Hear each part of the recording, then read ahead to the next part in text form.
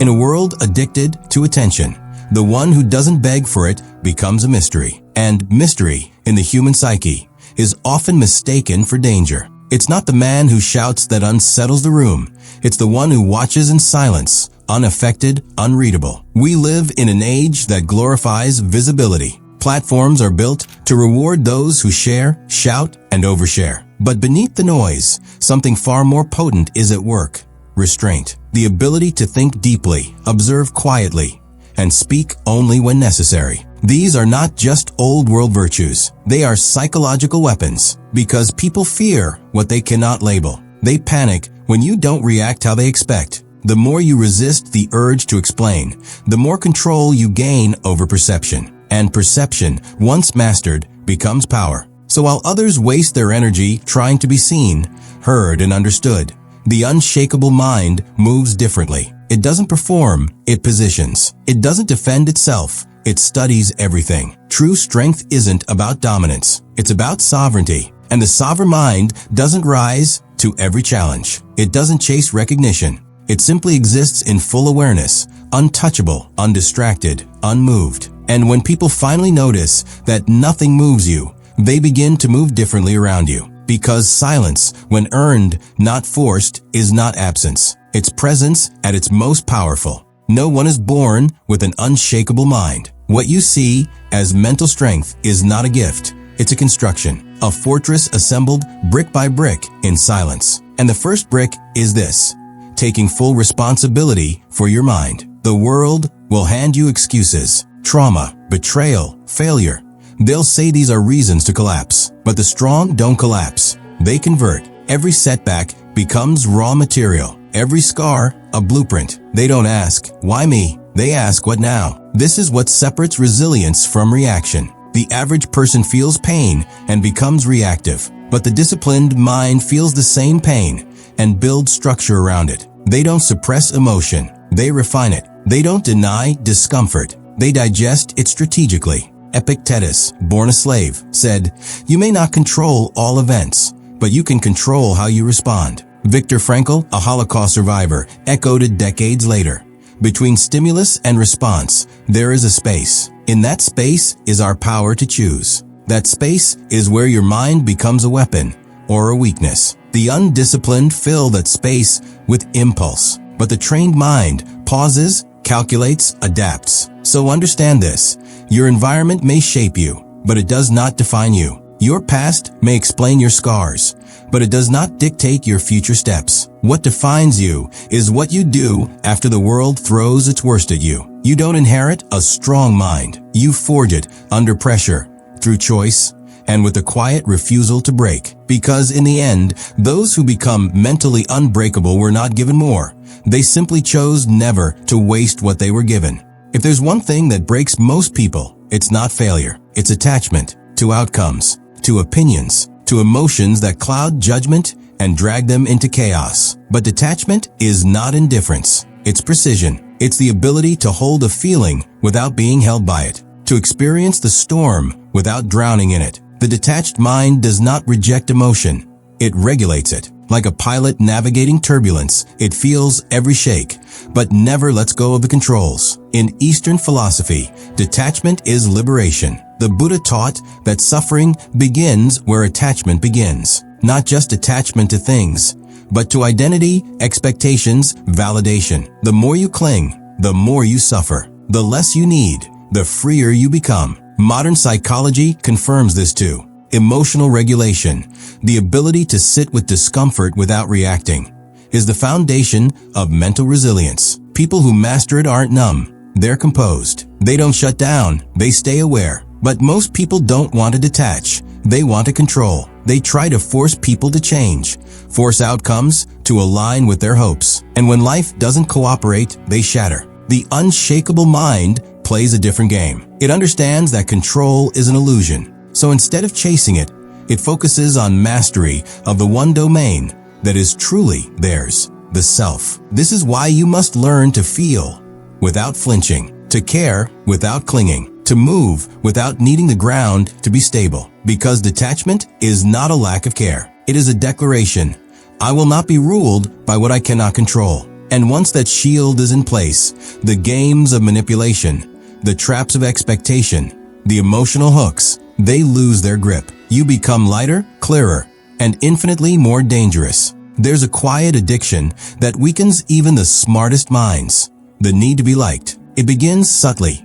A desire to keep the peace, to be understood, to not offend. But over time, that desire becomes a prison. Every word is filtered, every move adjusted, not by truth, but by fear of rejection. What we call being nice is often just disguised self-betrayal. You smile when you should speak. You nod when you should walk away. You tolerate what breaks you just to keep their approval. And here's the truth few admit.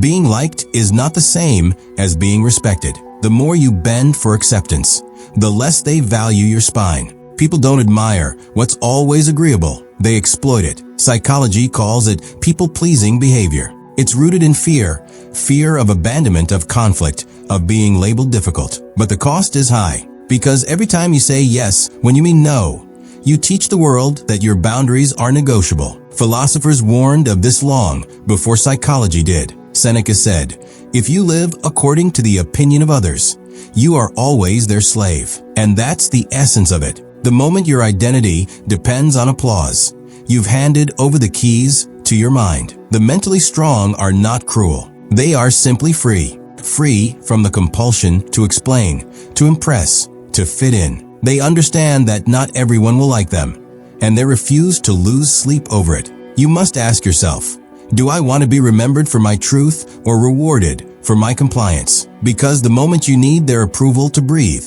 they'll hold it like oxygen. But the moment you stop needing it, everything changes. Your no gains weight. Your silence speaks volumes. And your presence becomes something they can't influence, only respect. Powerful minds are not always the loudest in the room, but they are always the most observant. While others rush to speak, to share, to prove, the unshakable mind listens, watches, collects data. Because power is not just in action, it's in awareness. Every person reveals more than they think. In their tone, their hesitation, their avoidance. What they defend too quickly, what they never talk about. You don't need x-rays to see inside someone. You just need patience. This is the art of strategic observation. Sun Tzu warned, "Know your enemy and know yourself, and you will not fear 100 battles." But most people fail at both. They rush to speak and forget to watch. They expose themselves while trying to read others. But the strong mind does the opposite. It gathers while remaining unreadable. It engages without revealing its full depth. It studies patterns, not promises. Behavior, not words. This isn't paranoia. It's precision. Because in every game of power, information is leverage. The one who speaks too soon gives away his position. The one who listens long enough sees the whole battlefield. Modern psychology supports this too. Emotional intelligence isn't just about empathy. It's about pattern recognition, the ability to decode people's true motives, often before they even admit them. So while the world performs, you must study. While others overshare, you must protect your signal. Speak only when it sharpens your position. Reveal only what serves your strategy. Because once they map you, once they think they've figured you out, they will try to use that map to guide your steps. Let them feel close. Let them speak freely. But keep your center hidden. Not because you're afraid of being known, but because you know the danger of being predictable. Most people run from solitude. They call it loneliness, boredom, exile. But the strong mind sees it differently, not as isolation, but as refinement. Because in solitude, something rare happens. The noise dies down. The masks fall off. The scripts imposed by society, what to want, how to speak, who to be, they begin to fade. And what's left is the raw, unfiltered self. This is why solitude has always been sacred to the great minds. Nietzsche wrote, "He who cannot endure solitude cannot be free." And history confirms it. The prophets retreated to deserts. The philosophers wandered in silence. The warriors trained alone in the dark. Power, real power, is never built in the crowd. The crowd offers comfort. But comfort is often the death of clarity. It's easy to lose yourself when you're constantly surrounded by other people's noise, opinions, and validation. In solitude, there's nowhere to hide, and that's why most avoid it. But you, if you are to build a mind that endures, you must crave it, because solitude is not the absence of connection. It is the presence of self. It is in those quiet, uncelebrated hours that your direction sharpens, your standards rise, your identity solidifies, not through inspiration, but through confrontation with your fears, your regrets, your truth. The unshakable mind uses solitude like a forge. Each moment alone is a moment free from influence. Each silence is an opportunity to hear your own voice without distortion. And when you re-enter the world from that space, you move differently, not seeking permission, not chasing noise, but anchored, clear, unbothered. Because the man who has found strength in solitude will never fear being left behind. He knows the real work was never meant to be witnessed. There's a reason the most dangerous minds speak the least. Not because they have nothing to say, but because they understand the weight of silence. In the psychology of power, silence is not absence. It's a presence so intense, it demands attention without asking for it. It unsettles. It forces others to fill the space. And in doing so, they reveal themselves. Most people are terrified of silence. They rush to fill it with words, justifications, nervous laughter. But the one who remains still, composed, unfazed, that person controls the room without lifting a finger. This is why restraint is power. It signals control. It says, I'm not here to perform. I'm here to observe. And that shift in energy changes everything. Silence disarms manipulation. It breaks scripts. It forces people to confront their own expectations. They ask themselves, why isn't he reacting? Why won't he explain? What is he thinking? The moment you stop reacting, you start revealing who's really in control. In negotiation, in relationships, in conflict, silence used intentionally is a weapon. The Japanese concept of captures this. The meaningful pause. The gap that holds as much weight as the words themselves. It's not emptiness, it's tension. And in that tension, power builds. But this silence must be earned. It must come from inner calm, not insecurity. From self-possession, not fear. Because when silence is grounded, it speaks louder than noise ever could. So don't rush to explain yourself. Don't fill every space. Don't give them the performance they expect. Let your stillness become the mystery. Let your calm become the pressure. Because when you master the art of saying nothing, you gain the power to say everything without a word.